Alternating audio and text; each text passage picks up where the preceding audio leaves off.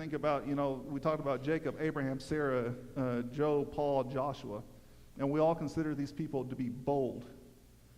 So what does it mean to be bold, and how can I be bold? Why do I say your kids are bold? The definition of bold is of a person, action, or idea showing the ability to take a risk. A person, action, or idea showing the ability to take a risk, confident and courageous. So I broke this down into 3 characteristics, 3 points that I want to talk about today. Is what I learned from camp is one is that if you want to be bold, you have to take a risk. So what are you willing to put at risk for something that you need? What are you willing to risk for your family, for your marriage, for your kids? What are you willing to risk to receive that peace that you're always longing for? The second thing that we're going to be talking about is what are you expecting? What are you expecting? Why did you come to church today? Are you coming to church expecting something? That's one question I asked the youth when we went to the prayer garden, and I said, first one, what are you expecting to receive out of camp? If you come to camp with no expectations, you're going to receive nothing. If you come to church expecting something, there's some steps that we're going to follow on why we expect it. Are you expecting the healing? Are you expecting the forgiveness? Are you expecting the breakthrough? And the third point is going to be believe. Do you truly, truly believe? One of my all-time pastors said this one time, we believe in God, but do we believe God? That's a shout out to Pastor Flick. We believe in God, but do you believe God? And there's a big difference. And we're going to look at a story here that's going to we're going to break it down and we're going to go through it verse by verse. This is going to be, if you have your Bibles, you can turn them to Luke 8:40 through 56. Luke 8:40 through 56. And this is the story of a girl restored and a woman healed. As we start in verse 40, it says, when Jesus returned, the crowd welcomed him, for they were all expecting him. Jesus then, a man named Jairus, came. He was a leader of the synagogue. He fell down at Jesus' feet and pleaded with him to come to his house, because he had an only daughter, about 12 years old, and she was at death's door. So the first one that we're going to look at is the synagogue leader, Jairus. What was he risking? What was his risk? His number one risk was that he was a synagogue leader. At this time, synagogue leaders had wanted to do nothing with Jesus. In fact, what were they trying to do? They were trying to trap him. So what was he risking coming to Jesus and falling at his feet? He was going against everything that he was taught. Religious leaders would try to avoid him. And I like this part before we get into expecting what he was expecting. Matthew 9:18, it's the same account, just a different version of what Matthew saw. Is as he was telling them these things, suddenly one of the leaders came down and knelt down before him, saying, my daughter is near death, but come and lay your hands on her, and she will live. And that's based out of the book of Matthew. So what was he expecting? If he came down and he laid down at Jesus' feet, what was he expecting? What he was expecting was a healing. He expected that. He risked everything that he had, his title, his job, and he was expecting a miracle when he came in. He believed that Jesus would just touch her, he would be healed. He believed that. He believed that if he just touched her, she would be healed. And then that's the questions as it sinks in, we're going to get more in depth into it, but I'll go back to the question, why did you come to church today? What are you expecting to receive right now? And can there be a breakthrough today? Can there be? Can there be healing today? What are you expecting? While he was going, the crowds were nearly crushing him. A woman suffering from bleeding for 12 years had spent all she had on doctors, yet no one healed by any. So now the woman comes into the picture, and she had been suffering for bleeding for 12 years. So we go back to risk. What was she risking? And you have to do a lot of depth research on this one part, because By terms back then, she was considered unclean. If anybody is unclean, they have to what? Be isolated. They had to be on their own. They couldn't be in public. They couldn't touch anyone. Okay, if you remember with the man with leprosy, where did they put him at? Outside. And then anytime he would come, he would have to say, unclean, unclean. He would have to announce, unclean, unclean. That way everybody would what? Get away from them. So what was she risking? And part of this too is that she was restricted at home. She could not worship. And I found this out also too, was that even the bed she slept in was considered unclean. The chair she sat in, guess what? Was considered unclean. And if you happen to sit in the chair after she sat into, then you became unclean. You had to go wash your clothes, take a bath with water, and then you were still considered unclean until evening. So she was risking a lot. She was risking a lot. And not only that, but the Bible also says, the verse also says that she spent all her resources. She went to every single doctor. Everything she had. She risked it all for a healing. Part of this too was that she had an obstacle of a large crowd. And you know, it says the crowd that was pressing against them. Can you try to imagine trying to fight a crowd that way? Trying to get through? And then she's also trying to be sneaky. Why? Because if anybody recognized her, they'll kick her out. The second part of this is that she's in a weakened condition. It said that she had to start losing blood. She was losing blood. Why, have any of y'all lost blood before? What starts to happen? Lightheaded? You're weaker. When you lose a lot of blood, you get weaker. She was in a weakened condition trying to fight through a crowd. We're going to go back to the book of Matthew, and I like the version of the way Matthew says it is, just then a woman who had suffered from bleeding for 12 years approached from behind and touched the tassel of his robe. For she said to herself, if I can just touch his robe, I will be made well. So what was she expecting? A healing if she just touched his robe.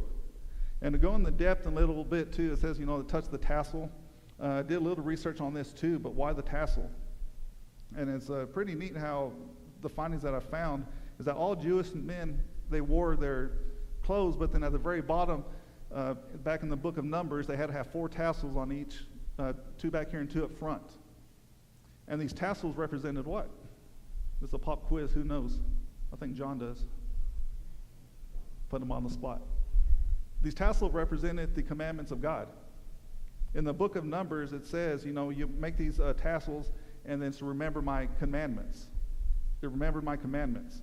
And there were also 613 knots on the bottom for 613 laws of Moses. So in other words, they were walking with what?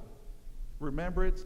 It's like us having a Bible and putting a chain around it and holding it around our neck. We're carrying God and we're remembering God. So would I go out on a limb here and say that she actually went out and touched the Word of God? Because that's what it resembled. And instantly she was healed. Instantly she was healed. She believed. And this got me kind of curious too, is, you have 12 years of suffering that she had. And then how old was the little girl? 12 years old. And through all my findings, I have no clue how they match up. So that'll be a question on Flick that he'll explain to us. I think it's just cool. Is that odd, not odd? I don't know. Maybe my brain's working too much. The only thing that we can say is that you had someone that had 12 years of joy, and you had someone that had 12 years of pain. And the only thing I can say about that is don't forget the person by you may be suffering. And you may not even know it. Continue to pray for each other. So as we continue, Jesus says, "Who touched me?" Jesus asked. When they all denied it, Peter said, "Master, the crowds are hemming you in and pressing against you." "Someone did touch me," Jesus said. "I know the power has gone out from me." She was already healed. She came in, and if it says too that she came behind Jesus. Why? Because she doesn't want to be seen. She believed that if she just touched his robe, she'll be healed. Jesus felt this. Part of this question I have and how I'm going to relate this is, how many of us try to sneak into church? How many of us try to sneak into church just because we feel guilty or like we don't deserve? There's many, many people that are invited to church, and what do they say? No, if I go to church, the church will burn. How many of y'all heard that? Because you always invite people, right? Okay? So that's part of it. When did church become a place of perfection? When did it become a place of perfection? You understand, a church is a church for broken people. It's a hospital for the sinners. Hospital for the sinners. So Jesus is asking, who touched him? Who touched him? The woman wanted to be out of sight. She just wanted to have a second-class healing, but Jesus wanted her to have a first-class healing. Okay? And you have to understand, too, if you can paint the picture also, is that Jairus is trying to what? Get Jesus where? To this daughter. And I can imagine, Jairus saying, let's go, Jesus, come on, let's go, hustle, hustle. And then all of a sudden he stops. Who touched me? My first reaction is like, who cares? What would you say? Let's go, Jesus, she's dying. Let's move it, let's go. And then here comes Peter. Peter said, Master, everyone is touching you. Everyone is touching you. They're pressing against him. This is a large crowd. What do you mean, who touched you? Come on. Everybody is touching you. And this is the part where, like, Peter has been with Jesus this whole time. Peter has been there through many, many miracles. And guess what?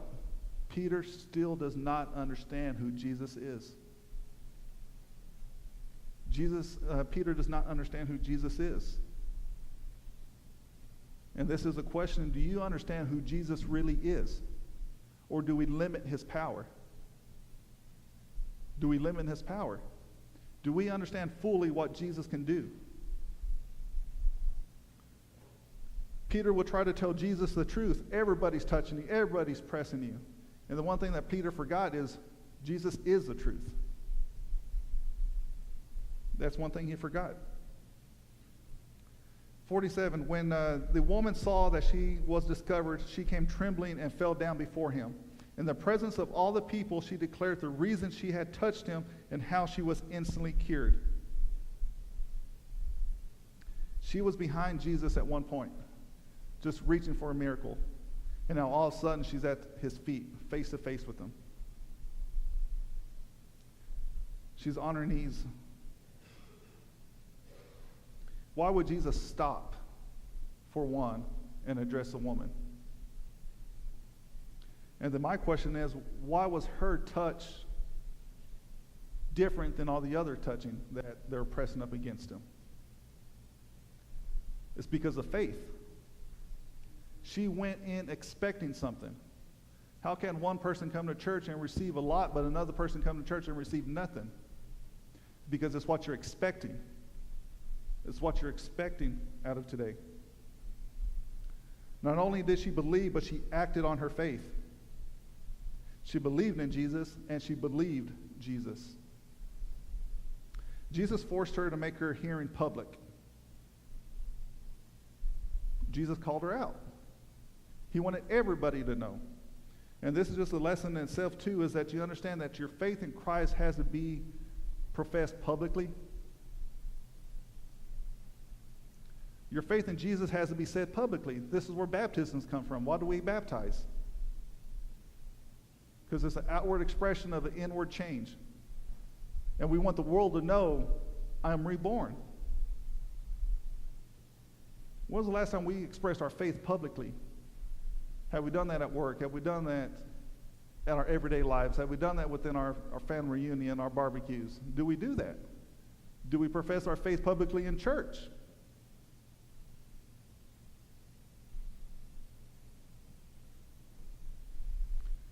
And this is the part that I love too in verse 48. It says, Daughter, he said to her, your faith has made you well. Go in peace. That one word is daughter. Just as we talked about today, did she have a family? She had no family She had to be by herself. She was an outcast. Nobody wanted to be around her. But by Jesus just saying that one word, daughter, guess what just happened? She was adopted into the family of Jesus. She has a home now. She has a purpose now. The society that disowned her, she has a home now. And then the part is that your faith has made you well. And that's a big part too, is that whose faith made her well? Her faith made her well. And it goes back, do we believe God? Do you believe that your faith can cure you? Do you believe that your faith can heal you? Do you believe that your faith can save your marriage? Do you believe that your faith can stop the bad that our society is now? Can your faith heal our schools? Can that happen? There's also, she could have felt guilty also. You know, I'm picturing this too because I believe that when Jairus fell at Jesus' feet, she was there too. She knew, guess what? She knew that his daughter was dying. But for her to stop him, do you think a little bit of guilt may come into effect? So Jesus said, go in peace.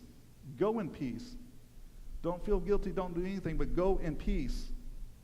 While he was still speaking, someone came from the synagogue leader's house saying, your daughter is dead. Don't bother the teacher anymore.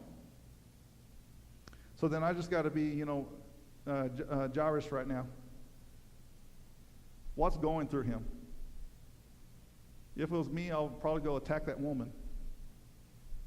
If we have to be real, right? That would be going through my head. His daughter's dead. And then when Jesus heard it, he answered him, don't be afraid, only believe. Only believe. And she will be made well. After he came to the house, he let no one enter with him except Peter, John, James, and the child's father and mother. Everyone was crying and mourning for her, but she said, stop crying, for she is not dead, but asleep.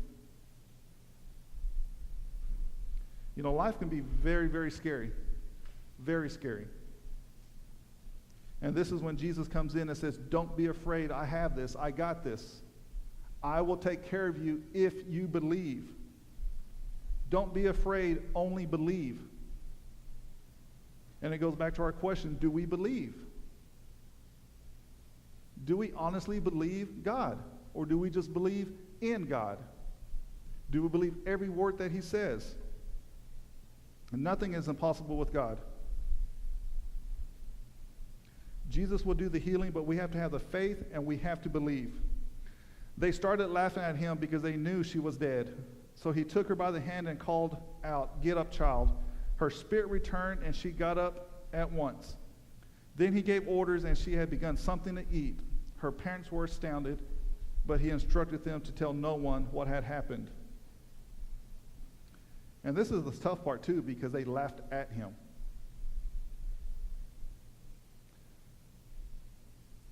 How many times is we stop doing something or we don't do something because we're afraid to be laughed at or to be afraid to be looked at differently? You know, I believe this is the cause too of why we have to take 20 pictures before we post that perfect one on Facebook. Because we want that perfect picture so we can portray a perfect life. And that's why I love these pictures here, because they're real time. Right, Hannah? They're real time. Your mouth will be open, may have some drooling coming out, I don't know, but they're real. This is who we are. They laughed at him. And then we go to, it says, child, get up, and then it says, give her something to eat. So why would Jesus say, give her something to eat? And this is something I want you to understand too, is that God will not do for people what they can do for themselves. God will not do for people what you cannot do for yourself. And what I mean by that, I'll just put it in the plain terms. One, you can get up and go feed yourself. There's no need to pray that, a pizza just appears. You can get up and get one. Jesus is not going to force you to stand up and come to the altar. because you can do that. He's not going to force you to. He's not going to do anything that you have the capability of doing. There's still a choice in there. Jesus helps those who cannot help themselves. Jairus could not heal his daughter, but guess what he can do? He can feed her. And the last part of this is he says, tell no one. Tell no one because they did not believe. How many blessings are we missing because we don't believe? And that's a two-part question. One, as a church, do we honestly believe the power of Jesus? And are we missing blessing? You in your personal life, are you missing blessing because you don't truly believe? Because you're holding back. And I want to end this message the same way I kind of started it, was bold. Bold. Risk, expecting, believing. And why do I call your kids bold? Because they taught me a lot through this camp. And like I said, this is just what I've learned, and I want you to understand what our youth are going through. Because honestly, I believe we don't believe or we don't know what our youth are going through today. I received something in the mail, and there were just little surveys. And the top of it says, tell me about yourself. And honestly, I have no clue when they even filled them out. But I got it in the mail, and I got to thank for letting us go to camp. And there was one question that really surprised me. But then again, it didn't surprise me. On a scale 1 through 10, how was your life? 1 being worse, 10 being the best. On a scale 1 through 10, how would you rate your life? And this is not a survey by some random people. This is a survey by your youth. A 5. A 6. A 3. A 6. A 5.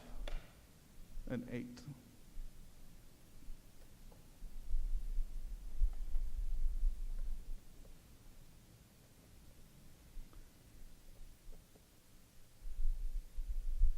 Your youth are going through a lot, but I don't want to just single them out because I believe that all of us are going through something too. Would it surprise you to tell you that me and my wife have been this close to divorce?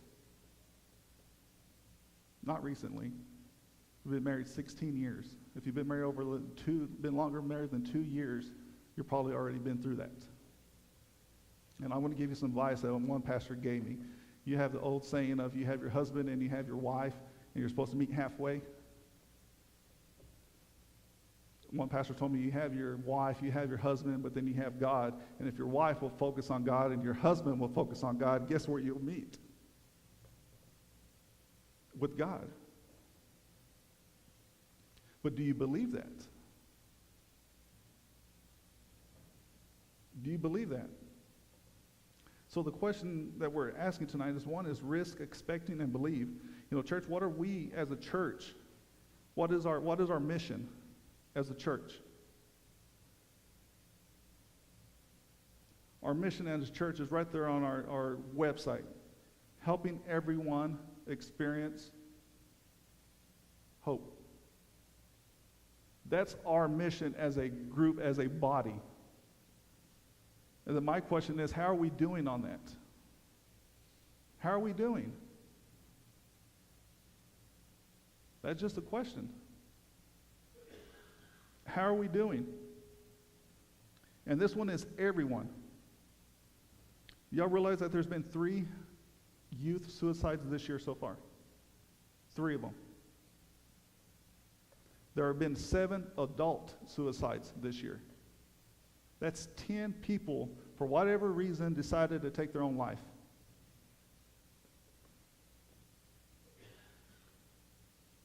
Do you believe that we as a church can change that? Are we expecting to change that? Or are we not expecting anything? What's our role as a church in that? is our role? Do we have a role?